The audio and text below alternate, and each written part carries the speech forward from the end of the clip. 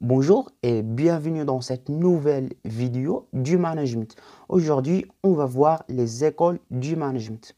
Premièrement, on va voir l'évolution historique du management à travers l'histoire. On va voir les différentes théories et les différentes pensées des écoles du management et l'apport ou bien le principe de chaque école. Alors, la notion du management a été traitée par plusieurs manières différentes, par plusieurs écoles de pensée à travers l'histoire. Chaque école a défini et introduit le management d'une manière qui a été adaptée à l'époque, en fonction de l'évolution humaine, sociale et économique, et en fonction du rôle de l'entreprise. Ce qu'il faut savoir, c'est qu'il y a plusieurs écoles de pensée. Mais aujourd'hui, on va voir que quelques théories développées par deux écoles, l'école classique et l'école sociale, ou bien l'école des relations humaines. Donc, l'école classique a apparu au début du XXe siècle, avec le développement de l'ère industrielle, dans un contexte économique évolutif. Et parmi les grands auteurs de cette époque, il y a Taylor et Fayol.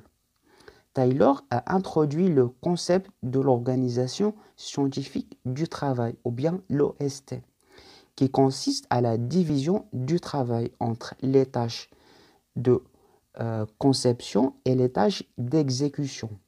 Taylor considère que pour avoir un meilleur rendement de l'entreprise, il faut diviser les tâches, il faut utiliser des méthodes scientifiques dans le travail, en utilisant les meilleurs outils à la réalisation de chaque tâche pour gagner du temps et optimiser les facteurs de production.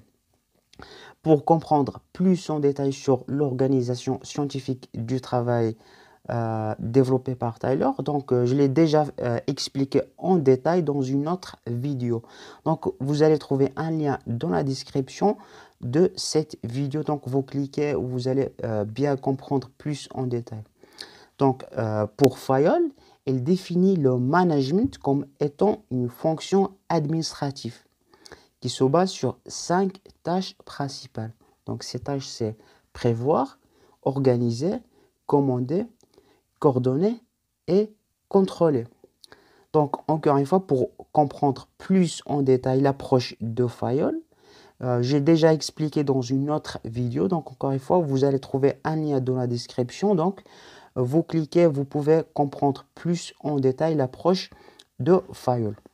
Alors, en général, ce qu'il faut comprendre ou bien ce qu'il faut conclure de l'école classique, c'est que le principal pensée de l'école classique, il perçoit l'entreprise comme une machine et l'homme comme un outil. Les deux fonctionnent avec des règles rigides et strictes, d'une manière quotidienne pour atteindre les objectifs. Chose qui est contrairement à l'école sociale ou bien l'école des relations humaines, qui est apparue dans le début des années 1930 et qui apporte une série de mesures sociales et dont plus d'importance au niveau des relations avec le salarié, par la motivation et la satisfaction. Et parmi les grands auteurs de cette école, Mayo. Donc Mayo a montré l'importance du travail en groupe pour le salarié, pour qu'il soit plus productif et se sentir responsable, et comme un membre indispensable et très important qui joue un rôle important dans l'entreprise.